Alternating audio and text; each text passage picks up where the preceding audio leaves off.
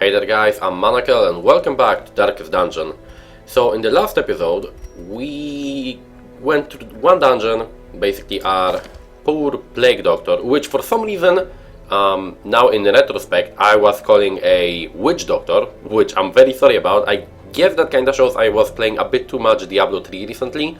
I was calling the Plague Doctor a Witch Doctor. That should not happen again. Good that I didn't call anyone a barbarian or a crusader or anything like that. So in the last episode we did one dungeon. I basically showed you the basics of the game, so let's go into another run. I am very curious about the Darkest Dungeon, but I'm not gonna send my soldiers or my heroes to die a terrible death. So let us go into another one.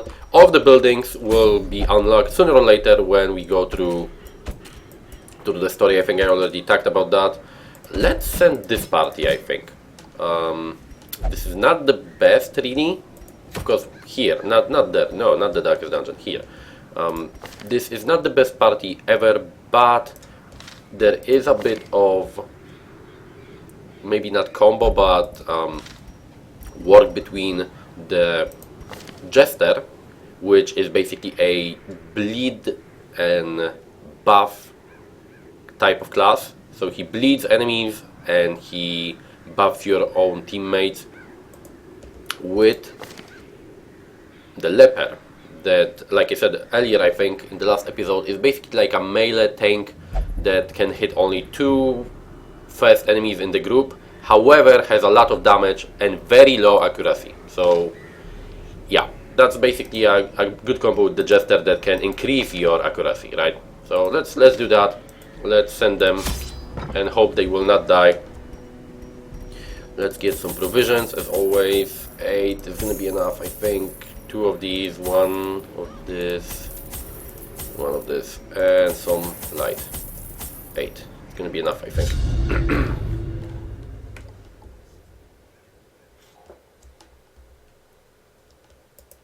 The loading times are a bit longer than they were in the early access versions of the game. But I think, from what I saw, by the way, I didn't show you guys that there is a gameplay option here, enable anonymous data collection. This basically sends data from your game to the server, I guess, so they can check progress of players and stuff like that. This increases the loading time between screens a lot. I noticed that having this on increases the loading screens a lot for some reason. So if you don't want long loading screens, I recommend switching this off. And let's be honest, this is a 2D game, so it should never ever have long loading screens. So far so good. We got a blue skinned Leper, which is also quite fun. The other class here is the Houndmaster, this guy here. The Houndmaster is a class that I actually am not that familiar with. I didn't use him that much. He was introduced in the game, in one of the most recent patches. So I didn't really have that much time playing with him and checking what he actually can do.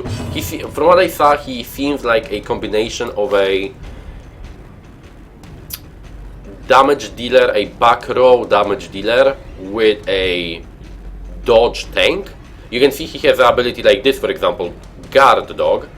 He can guard a ally. There are certain characters in the game or certain enemies that have basically a taunt ability, or in this case it's called a guard ability.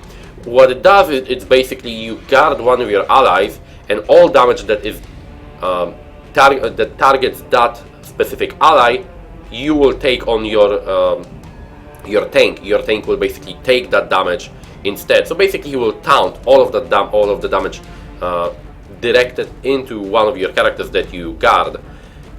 Usually, though, most of the other classes that have an ability like this, the self buff is either a protection buff, like for example, plus 20% protection increase, or some other thing like that. This type of guard ability, as you can see, increases my dodge a lot by 15. So I kind of have this feeling that this is more of a class that can maybe tank a bit with a lot of, if you stack a lot of dodge on it. Like I said, didn't test it, so it's hard for me to say, but probably this is more or less the idea. So now, what do you want to do first here? I see already that Hound Rush has increased damage against marked enemies, but we don't have anything to mark them with for now. And it also has increased damage against beasts, but there's no beast here yet, so we will, I think, try to stun this guy really for next turn, or stun this guy maybe, actually. Yeah, let's try to stun this guy. Good, because he's gonna be trying to increase our stress level. This guy also is trying to increase our stress level, but whatever. And let's stun this guy. Oh, he resisted. Oh no. You can see this guy has also a... wait a sec. He has a guard ability, I think. No, they took away the guard ability that he had. I remember the leper having a guard ability. I guess I am misremembering. Okay. I probably should attack the skeleton because he still had an attack this turn, but I really wanted to finish this guy off. Sadly, it didn't work the way I wanted it to work. This is gonna be 2 to 4. That's not much damage. So let us 3 to 5. Let's just deal a bit of damage to both of them.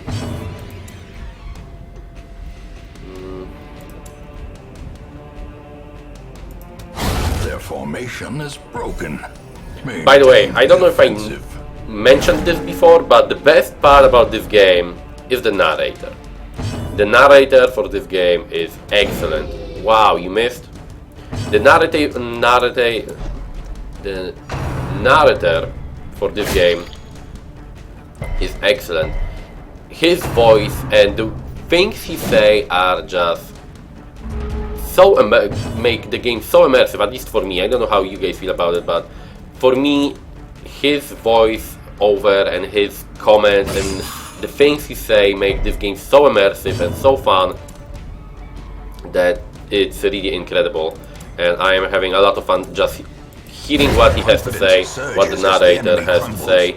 It's just really amazing for me. Crits destroy corpses, I see. I think that was not in earlier versions of the game. Huh. Okay. Like I said, in terms of corpses, you have to basically either kill enemies with dot damage or destroy the corpse after the enemy dies. But I saw that the corpse disappeared completely when I critted the enemy. Maybe if you kill enemies with crits, the corpses disappear completely. I need to test that. That would be nice. Slowly. That would be very nice. This is how a life is taken. Shuffle abilities are very problematic, as you can see with parties like this. Shuffle abilities, certain enemies have abilities that basically relocate, move your character. So for example, if my leper gets moved to the back row, he cannot do anything. He doesn't have any dash ability or any attack that can attack from the back row. So you basically lose turns getting your character back into the proper position for him. And whenever you lose turns, you of course take damage because enemies don't really care if you are properly positioned or not. They will just, you know, use that against you and they will have 3 turns of attacking you. So it's good to have a party that can, in any situation, attack from different positions. That's why the Highwayman, for example, is a very powerful character. I thought this is a stress relief. Oh well. As you can see, a lot of the interactable objects that are in the game I'm not really using because first of all, I don't remember what they do, and second of all, most of them are not really positive things. Stun, thank you. Okay, and now we need to... This guy has... Okay, there is a chance to stun you. Good. Very good. Let's buff him. with the Jester. Let's hope we'll kill someone. Oh, 1 damage off. The crossbowmen are quite powerful actually. They deal a lot of damage.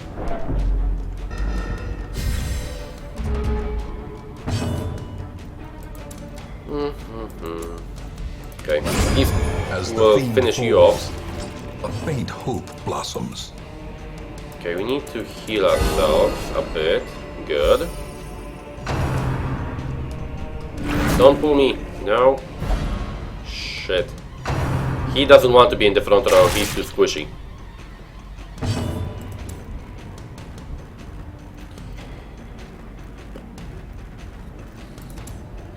There's no beast here still.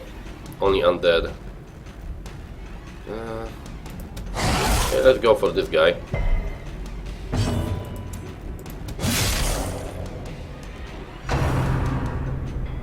He's got a bit of protection, as you can see, protection 25%. That means that the damage he takes is decreased by that percent. Press this advantage. Give Yeah, them no crits quarter. don't leave corpses. That's good. That's actually good. I did not know that.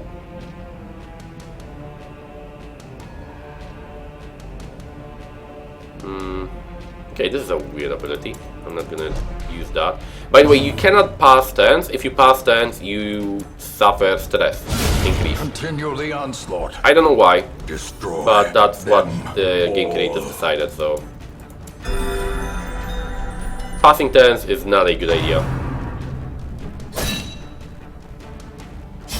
You probably already noticed that the combat is quite simplistic, because there's basically always this 4-on-4 type of fight, where you have your 4 characters and enemies have maximum 4 characters of their own in one fight, and you basically just, you know, exchange blows, right? But the whole thing about the game is every expedition, every dungeon that you clear is basically a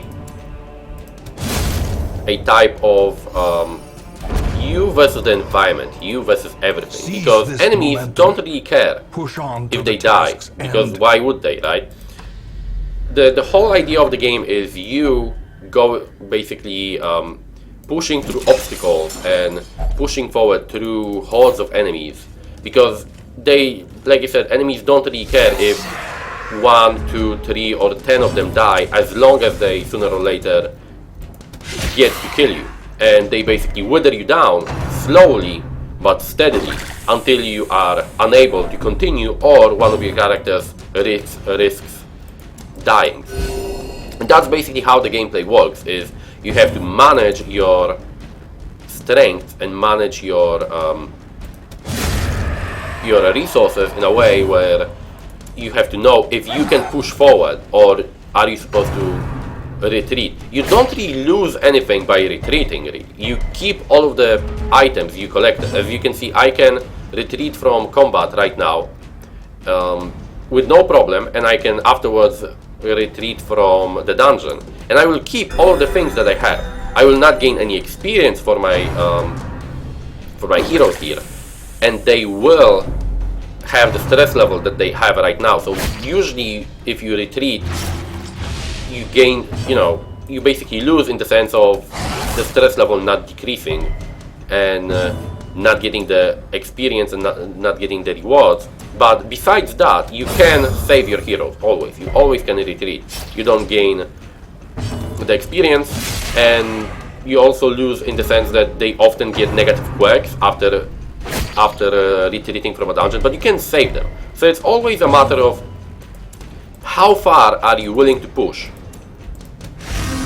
How far are you willing to go to... is it worth continuing, or are you gonna save your soldiers and retreat earlier? Are you greedy enough? It's basically a matter of greed versus reason, right? these The game nightmarish creatures can be allows foiled. you to They retreat can at be any point, and it's up to you and your greed to decide if you want to push forward, or maybe is it enough for you and you just want to take what you have and run away and save your troops. The thing is though, like I said earlier, that the sad thing is the way the game is designed right now, you are in no way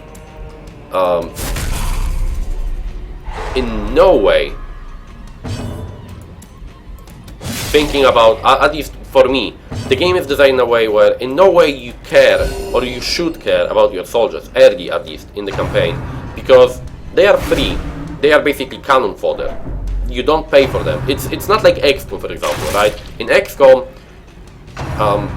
you care for your soldiers because, first of all, you need to level them up as fast as possible before enemies get more powerful than you are. And second of all, in XCOM also, you care for your soldiers because buying new soldiers costs money. Even if you think like about Long War and stuff, if you played XCOM Long War, you don't want to lose soldiers for the reason of if you lose too many soldiers, it's hard to replace them because it costs. Leveling them up takes time, and you don't have that time. If you don't level up your soldiers fast enough, you can get to a point where enemies just overpower them with sheer level, and they don't have enough abilities to do anything effectively. But that's basically it. In Darkest Dungeon, you don't have that. In Darkest Dungeon, you always have low-level dungeons that you can send your soldiers to. In Darkest Dungeon, soldiers are free. They always start at low level, so you have to level them up. But like I said in the last episode, you can hire a bunch of soldiers, or heroes, or whatever you want to call them. You can hire them, send them into a dungeon. Whatever they bring, they bring. If they finish the dungeon, they finish the dungeon. If some of them die, some of them die. You don't care. You send them into a dungeon, they do what they have to do, you get them back, and you kick them. And we now got a positive affliction here, which is quite rare actually. Usually I get Virtuous gives you bonus stats, as you can see. So, like I said, it doesn't really, the game doesn't in any way make you feel that your soldiers are important early in the game. You basically always are. This guy got abusive, so that's gonna be interesting for the stress level. The abyss is made manifest. But like I said, it's basically this type of gameplay where you hire new soldiers, you send them into a dungeon, you don't care what happens to them, and then you just replace them with new soldiers because you have a steady supply of them. They never end.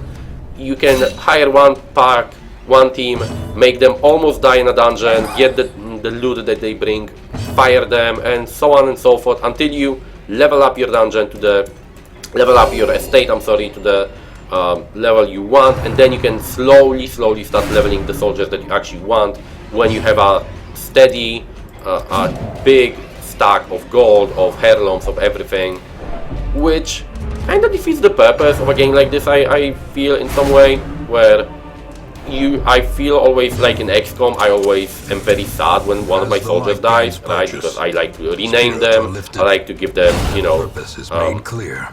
some nice appearance and stuff like that. And here it's similar, you can rename soldiers, but at the same time, like I said, the game doesn't really make you feel that they are important to you because you hire them for free and you can fire them with no repercussions and repeat that. Remind yourself that overconfidence is a slow and insidious killer. Light. So I kinda don't like that element of the game. I would prefer it to be more XCOM-ish in the sense that you would actually care for your soldiers. Plus, the problem I always had is we got some hunger events here. The problem I always had. Oh, this is something new. The Madman is, if I understand correctly, if you get him, he becomes a hero that you can hire, I think. What was I saying though? I was saying that I would really prefer it to be more like XCOM, where you care about the heroes, you care about your soldiers, you care about them not dying, and the game really would make you feel that you need them and want them to stay alive. Here, like I said, it's kind of a grind. And the second thing that I wanted to say that I have a problem with is when you level up your soldiers, and sooner or later one of them will die. When you level up a team, let's say to level 3, if your soldiers reach the level requirement for higher level dungeons, so when you're, like I said earlier, basically the level differences for dungeons are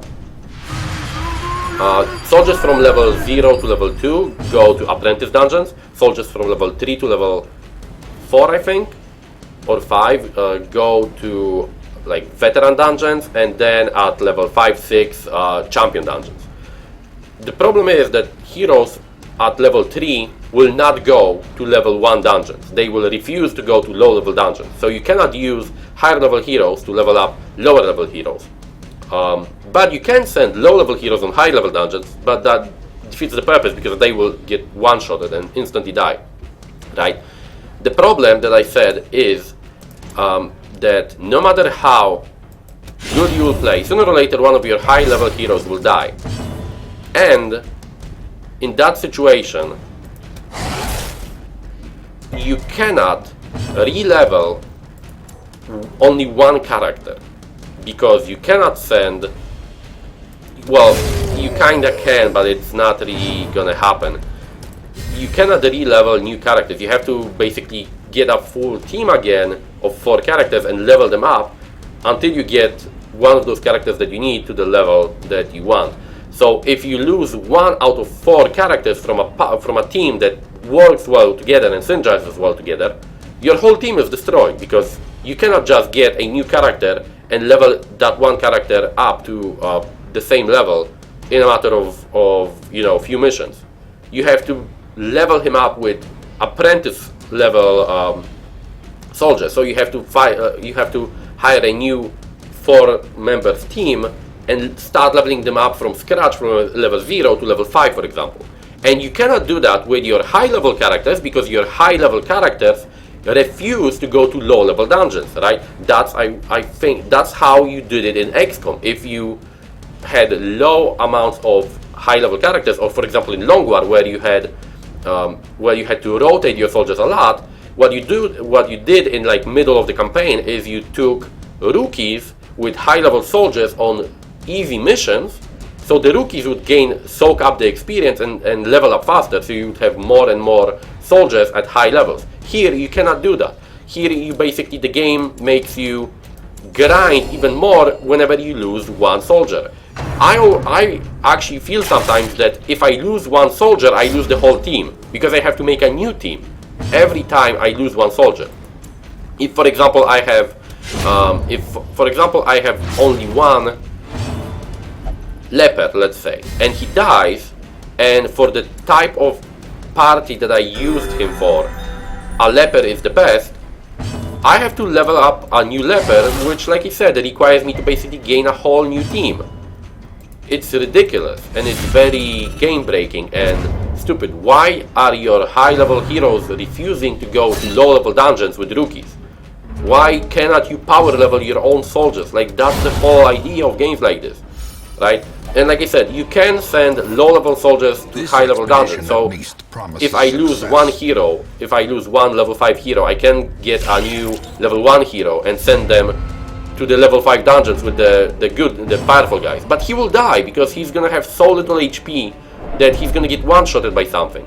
And you cannot power level them, in the sense you cannot give powerful equipment to low-level soldiers also, because equipment upgrades from the blacksmith and skill upgrades from the guild also are based on level. So you, like, level 1 hero can only have level 1 weapons and level 1 skills, level 2 heroes can only have the level 2 weapon gear, equipment, and level 2 skills, and so on and so forth.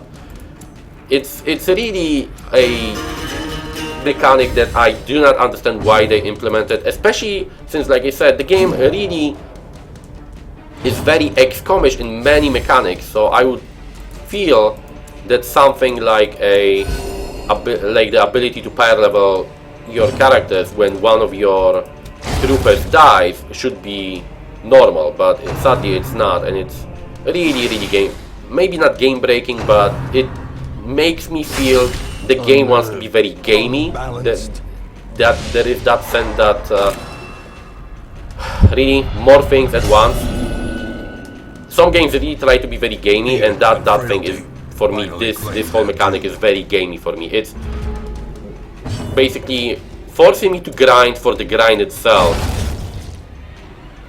instead of allowing me to do something that's natural and that you would think that is the smartest way of, you know, doing things. Which, like I said, it's, for me, it's basically the game telling me to grind more just for the grind with no actual reasons. I don't see any explanation to why I shouldn't be able to send low-level characters with high-level characters to low-level dungeons. If it's about the rewards and the things that you gain from that, like, make me not get any rewards. I don't care about, like, later in the game, you don't care about money, you don't care about heirlooms. When you upgrade everything, you don't care about those stuff. You only care about having a pack of heroes that can go to more dungeons and kill bosses and stuff, right? So for me, that makes completely no sense. I would prefer if they would be just like, if the creators would tell me, okay, you can send high-level characters on low-level dungeons, but you will not get any loot, and I would be okay with that. And that would allow me to power level, but sadly, it is how it is. Return to rest. Devils remanded. That's the one main issue I have with the game, except for the RNG. This time we didn't get that unlucky. Oh, this is a good quirk for him. Slugger, plus 10% melee damage, and since he does only melee damage, that's going to be actually great. Plus 20% stress damage if HP is below 50, that's not that great. More Stress Eater means he's gonna eat more, which is also not great. Fated is... I never understand how this actually works. This says chance to turn any miss into a hit, so I guess it's like an additional RNG roll. Whenever you miss, it can change into a hit, I guess. You feel it? The walls between the okay, and now, as you can see, we unlock the guild. The guild allows us to level up abilities to level... Make no mistake. To level 1, later level 2, and so far and so forth. It also, you can also reduce the cost of skill training, but that's really something for later. The thing that I learned is money. You cannot see the amount of money that I have because my camera is blocking it, but at the moment I have 14,500. It really doesn't matter. Early in the game, yes, you will struggle with low money because, like I said, skills cost, and if you're going to be playing like me and you're actually going to be leaving some of your heroes and using the stress relief buildings, it's going to cost you. But if you play like I said earlier, where you don't really care about heroes, you just, you know, kick them and hire new ones, then it's not going to be any type of problem. You just hire new ones, send them to a dungeon, kick them after, get the reward, kick them afterwards, and when you get enough heirlooms and gold, you basically start hiring the regular guys that you want to keep and start leveling them and upgrading their gear and so forth. And really, it's not a crucial element of the game. I think the economy system, if you can even call it an economy system, is very basic. You only need heirlooms and you only need a bit of gold at start. Later, when you have everything upgraded, gold becomes something you don't even care about. You will have such a huge amount of gold that it's not really going to be important. Blacksmith similar. Blacksmith allows you to upgrade your gear, but upgrades of gear are very basic. You basically gain 1 minimum and 1 maximum damage or something like that, and like a bit of crit chance in terms of weapons. The increase in damage, basically the upgrade system is the most linear upgrade system you can imagine. You gain a bit of minimum and maximum damage, a bit of crit chance, sometimes maybe some speed, but usually not even that. And in terms of armor, it's even simpler because you only gain HP and dodge, and those are the two things you gain. You don't gain any special abilities, you don't gain any special benefits, nothing. You just gain HP and you gain some dodge, and that's all you gain from upgrading your armor. In terms of skills, it's also similar and very, very linear, but a bit different. As you probably saw, you can only have 4 or 5 abilities at once selected for combat. You can have up to 3, 4, 5, 6, 7 abilities. I think some classes have more than 7 abilities at maximum, but you basically can have around 7 abilities overall and 4 active at once. You also have camping abilities. I'm going to talk about camping abilities later when we actually will start camping in medium length dungeons. For now, this is not important. The abilities are a bit different, but the upgrade system for abilities is basically, like I said, the same as with gear. It's very basic. You gain a bit of accuracy every time you level up ability. Accuracy basically increases with every level up, and sometimes you gain a small increase in crit chance, like maybe 1-2%, and basically that's it. Bleed damage, bleed skills are a bit different because with bleed skills you increase the amount of bleed per turn that you deal, similar with blight abilities. Those are the only ones that have anything different, that they increase your accuracy and they increase your bleed and blight damage. But besides that, like I said, all abilities are upgraded in the same way, where you gain accuracy and you gain a small minimal amount of crit chance and a small minimal amount of maybe damage and stuff like that, similar to the blacksmith. I really wish they would implement something more interesting here, like maybe a tree of 2 types of weapons and 2 types of armor for every class. You know, like a like 2 branches of gear, maybe 1 branch focusing more on HP and protection, and another branch focusing more on dodge and maybe a bit less protection or something like that. I would really prefer it to be a bit more complex, but and similar with weapons, maybe like 1 tree focusing more on raw base damage with no crit chance increase, and the second one focusing on crit chance and crit damage but no base damage increase, or a minimal amount of base damage increase. Something that would make it a bit more, would give a bit more variant and a bit more, you know, different type of building characters and some more builds possible. But hey, it is a fun game still. I would just like a bit more variants. Similar like in XCOM, I like the fact that in Long War, for example, you have a lot of different ways of making certain characters, and every class has basically at least those 2 builds that you can use. I would really like something like that with this. But I understand that this is, you know, this is a XCOM-ish game. It's not XCOM in a medieval 2D version, right? So I understand that they did not implement anything like that. Okay, let's upgrade our hero barracks. Word is traveling. We can now have up to 12 heroes, so let's get the guys that we have. Another healer is going to be good, and another one of these guys will be good. In terms of other stuff, let's move you here. Maybe let's get you. A lawman and his faithful beast. A bond. And now that we did bloodshed. A bit of progress in the ruins, we unlock the worlds, as you can see. Basically, the way questing works here is very simple. You do some quest in an area, you unlock, as you can see, you clear a path to the boss. You basically have to get to 100% progress, and then you have a boss mission available. We already have medium missions, I see here.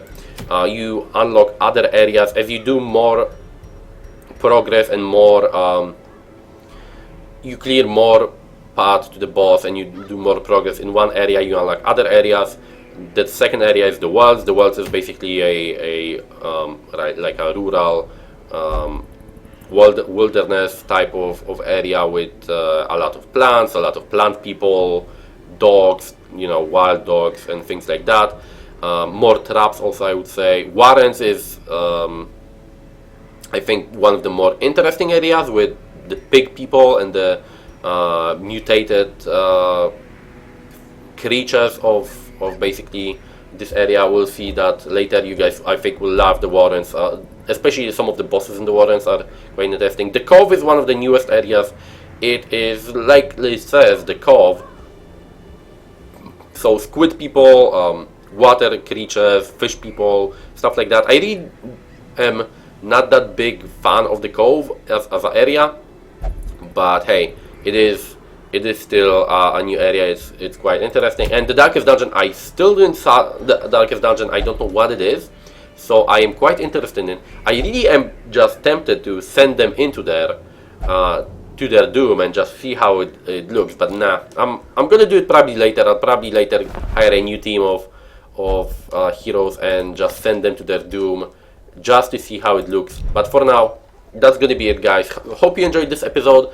I will try from the next episode to talk a bit less and basically do maybe like 2-3 missions per episode, so the progress will be a bit faster. Maybe I'll also skip some content just to, you know, show you guys more of the upgrade process, because as you can see, it's basically you do one mission, you upgrade, you get to the estate, you do a second mission, you get access to the abbey and the tavern, you do a third mission, you get the guild and the blacksmith, and so forth, until you get every building available. Then you start upgrading the buildings, then you start getting more areas to and stuff like that. The main thing you should always care for when you start this game, at least what I learned, is first of all, always upgrade your stagecoach to at least level 2, because that will give you always 4 heroes for every week. So you'll have a new pack, basically a new team of heroes available every week. I usually like to upgrade it to just level 4 and then upgrade the hero barracks to maximum level also. So you have, it's I think around 20 or 25 room in your barracks, so you can have 24 or 25 heroes at once, and you basically can shuffle through them easily and pick them as you please. One more thing before I'm going to be ending today is the trinkets that I didn't even talk about. Trinkets are basically items that increase the power of your heroes. Early trinkets are very weak. As you can see, they have trinkets in Darkest Dungeon work in a very simplistic way as everything else, I would say. Trinkets have one positive or a few positive abilities on them, but they also have a negative on them. So it's basically a balance between what you gain and what you lose. The early trinkets are not really that powerful. Most of the time, they usually give you a bit of damage boost or a bit of stat, like see here, plus 20% stun skill chance, but -2 dodge, right? It's not really that powerful. They aren't extremely powerful, but they are okay-ish. Early when the game released, a lot of them were completely unusable. The disadvantage that they gave you was bigger than the advantage they gave you. Now I see it's a bit more balanced. Late game trinkets are very powerful. I would even say game-changing in some way. They really give you a lot of stat bonus boosts and stuff like that, so they are quite important. But like I said, that's going to be from the next episode, guys. Thank you for watching. Hope you enjoyed. Like I said earlier, if you want some of the heroes to be named after you, just have to type it in the comment section, and I will rename them after you. From the next episode, I will try to basically play a bit more missions per episode, so I'm not going to be talking that much. But since this is a playthrough and this is a full playthrough that I'm going to be doing, I am trying to explain a bit of the mechanics for those of you that maybe didn't play the game before and are interested if it's fun or not. But having that said, again, thank you for watching, hope you enjoyed, and I will see you guys in the next episode. See you then.